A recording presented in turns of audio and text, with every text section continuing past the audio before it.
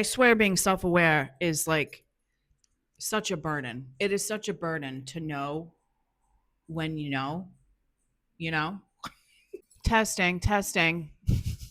I've done this video 20 minutes each time, 3 times, and the mic wasn't working. And I'm such a perfectionist that I'm gonna fucking do it again. Hi. It's windy as fuck outside. The last thing I really want to be doing right now is making a fucking video.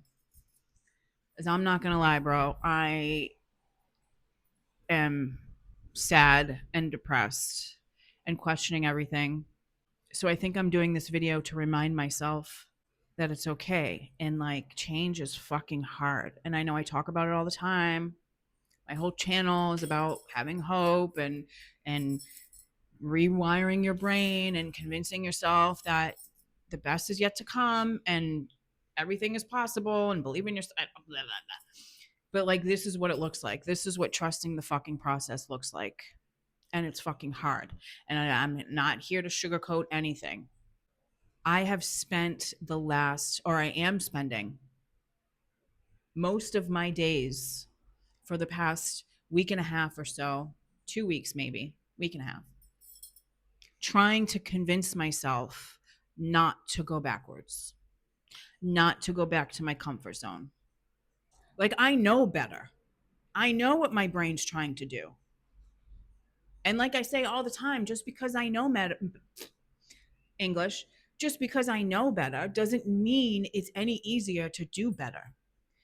My brain has been trying to convince me to go backwards. And it's literally taking everything for me not to. So many times I'm like, oh, you can just go back to the island and, it's safe there. It's comfortable. It's predictable. It's predictable. It's familiar. Just like I always freaking say, and I always used to say when it came to relationships, your ex is your ex for a reason.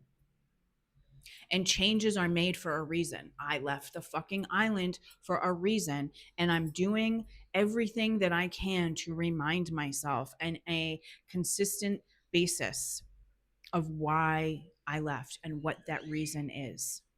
I felt restricted, confined. I was bored. Every day, the same thing. People don't go to a tropical island to gain stability. People don't go to a tropical island to build a business or to build a brand new life. People go to tropical islands to do nothing and to disconnect from the world. And when I say I was literally disconnected for 7 years that I was there, is an understatement. So me making this big, huge change is fucking terrifying. And it's only been 3 weeks. I know I need to freaking take it easy on myself. I tend to be incredibly hard on myself. I already know this, but at the same time, it's fucking hard. And this is the first and only change that I have ever made in my entire life, in my big girl age of 46, that I've done completely on my own. Completely on my own. No help, no support. And most importantly, no father. My parents aren't here. My dad had always been there whenever I made a big decision, a big change. Even though he wasn't like physically there, I knew that I would always have his support. So this is genuinely the first. It is very windy. It is very windy. Bro. Slow down, Gunsmoke. This wind is bananas.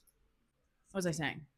This is literally the first and only change I've ever done in my whole life, completely on my own, without my dad, without support, without in the back of my head knowing that if things didn't work out, he would be there and it would be okay. And it's not like I don't think it's going to be okay, but it's just like the not knowing. It's the complete and utter faith and trust in the unknown that I am taking day by fucking day. It's like literally day by day at this point. I cry a lot. I wake up crying. I go to bed crying. I look at India and I cry. I think about what the fuck am I doing and I cry. I cry a lot. I am very sad, very fucking depressed, and very lonely. Where? How? Oh, jeez. This wind. I'm going to blow away.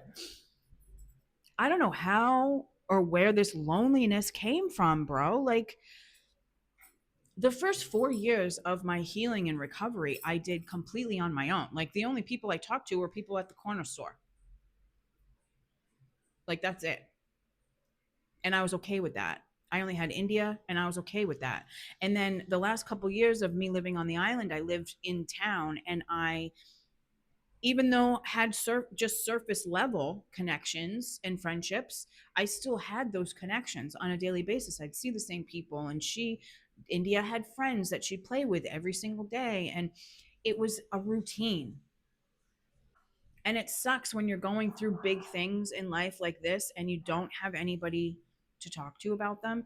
And you would think I'd be used to that. Like, this is all just so new to me because I am used to doing and experiencing crazy dramatic things on my own. But I've even done some, like, I reached out to a couple people and was like, I'm incredibly sad and depressed, not to like talk to them, but just to like get it out there and see like where the chips laid. And it fell on deaf ears because like something I already know and don't know why I fucking keep trying. But like, people love just talking about themselves. People are selfish innately, and people have their own shit that they're going through. And but I remember when I a couple years ago I had like my first viral video, and it was exciting. And even though now I know numbers don't matter and virality doesn't mean shit, it was exciting. It felt like something good was happening, and realizing that nobody cared and like I didn't have anybody to be excited with. But it was that kind of taught me to move in silence. And for that reason, I don't talk about really anything about what's going on. Nobody in my reality knows that I even have social media channels. Nobody knows I do Instagram. Nobody knows I have you. Nobody knows. And I like it. I like moving in silence in that way. Like, nobody knows my plans for the future, kind of thing. And that kind of gives me like a sense of power. Like, I feel powerful doing that in a way. But when you're going through hard, sad, depressing shit, it's hard not to have anybody to talk to about that. Like, and I don't know where this loneliness came from, because don't get me wrong, it's not like I want to talk to people. Like, I genuinely enjoy my alone time and I love it, and my solitude. Like, I don't even really want to talk to people. I don't want to meet new people. I like, literally, it's exhausting to even think about meeting new people. I don't want to do it. So then what do I don't understand. I don't understand where the loneliness comes from then, like, because I don't know. But this place though, this apartment was definitely not ready for me to move into. It's a fucking, like, this shit falling apart. And it was so filthy. I don't think the people that lived here before ever cleaned, not one time. And maybe that's my junkie karma coming back and smacking me across the face because I lived in filth. But like, bro, it's gross. Like, there's leaks everywhere, the fucking toilet in the bathroom, the kitchen sink. There's cockroaches I found. Like, come on, no. And the water is so bad here. It is way worse than it was on the island. Like, if you have been following my videos for a while, you know that I've been struggling severely with like low iron and deficiencies, and as a result have lost more than half of my hair in the past year. And really, the past 4 or 5 months I've been dedicating and prioritizing my health in those ways, and high iron and medications. And I thought over the past 2 months I was seeing progress and baby hairs and more thickness at the scalp. I was hoping.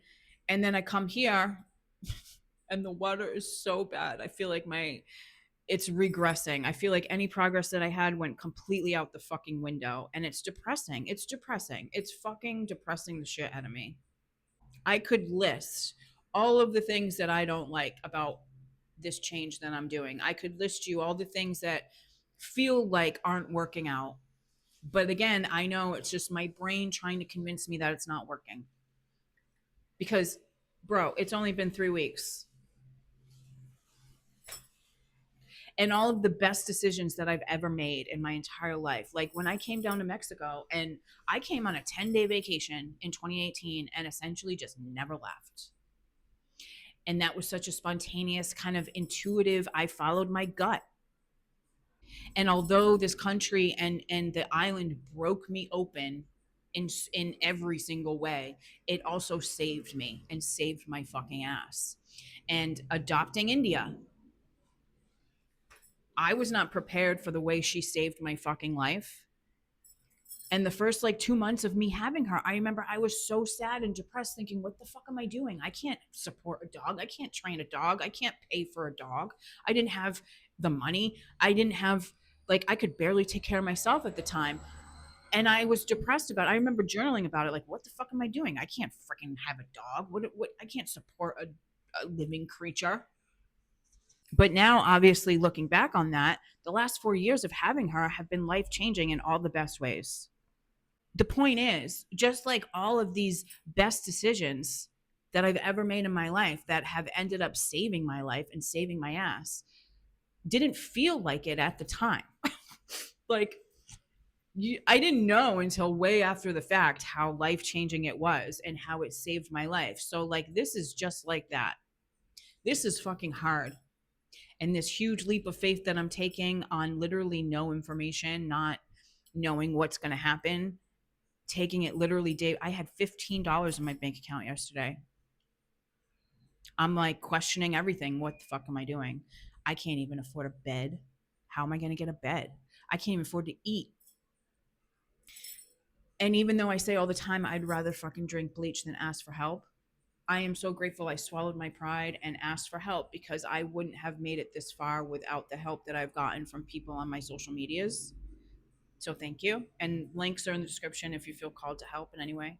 Because I don't know. I have no idea what's going to happen. I just know that if I go back to my comfort zone, and it's like, why does every change that we make always feel like definitive? Like it can't be tweaked, you know?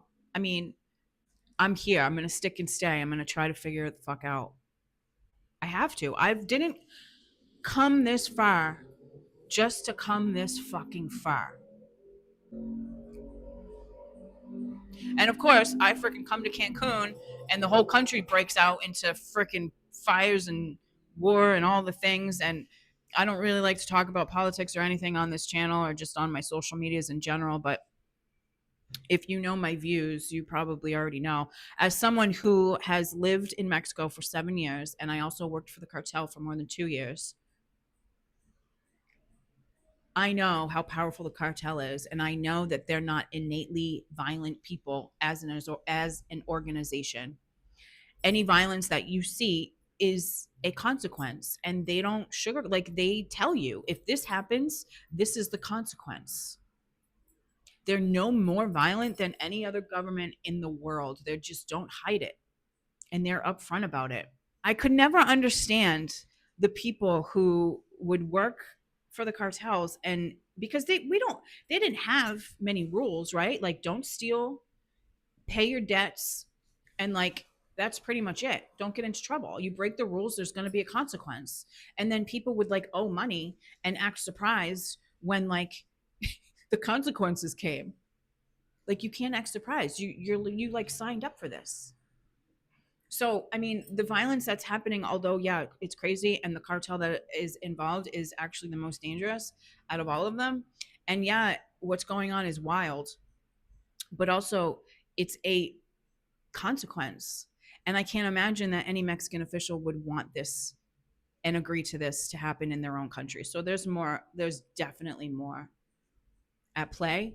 And I also know for a fact that shit doesn't happen by accident. Like, nobody gets caught, nobody goes, nobody gets unalived by accident. There's a reason for literally everything, just like there's a consequence. We might not agree with the consequences, they might not be the right consequences, but you will literally never have to worry about a school getting shot up or like random acts of violence in this country. because I know that the cartel likes to avoid that shit. Like they're not out. They don't want any of the extra negative attention. They don't need it. They don't want any extra eyes on them. Just like, when you're breaking the law, you want to keep as low profile as possible. You don't want any extra negative attention on you. And when you break the rules, there are fucking consequences. The cartel is the government here in Mexico for the most part. I've seen some shit. And it's just annoying to me because everybody thinks that they're an expert in all things Mexico. The expats, the old white people, the gringos are coming out having everything to say about the violence and the cartels and this, that, and the other thing. But listen, like I said, you don't have to worry about your kids going to school in this fucking country. That's really all I have to say about that. I'm sure I've messed something and left some shit out. But again, like I said, this is literally the fourth time I've been recording this video. This is take 4 because the first 3 times the mic wasn't working. So if the mic isn't working on this one and has gone out, I mean the light was on and everything. So if this is not working, I'm calling it a day. And I'll try again tomorrow.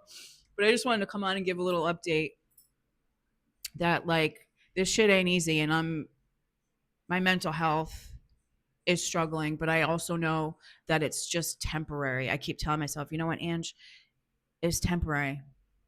The discomfort is fucking temporary and it's unavoidable. With every significant change comes discomfort. And you're just like you're going to be tested, and I'm being tested right now. Am I going to go back to the familiar and to the comfort and the safety and the familiarity and the predictability, or am I going to just keep day by day not knowing what's going to happen next, but knowing that it's going to be different because nothing changes if nothing changes. So with that, I think that is all I have to say. I love you so much, and I'll see you in the next video.